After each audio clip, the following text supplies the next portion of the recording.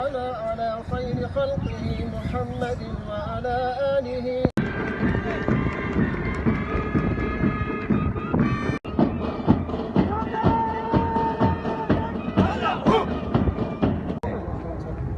बल्कि आप ये मेंटली भी फिट रखते हैं।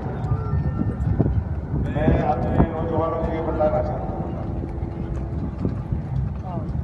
कि जंग अभी खत्म नहीं हुई।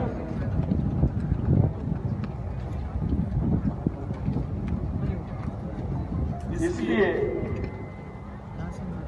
कि जब तक इस मुल्क के ऊपर दुश्मन का नजर है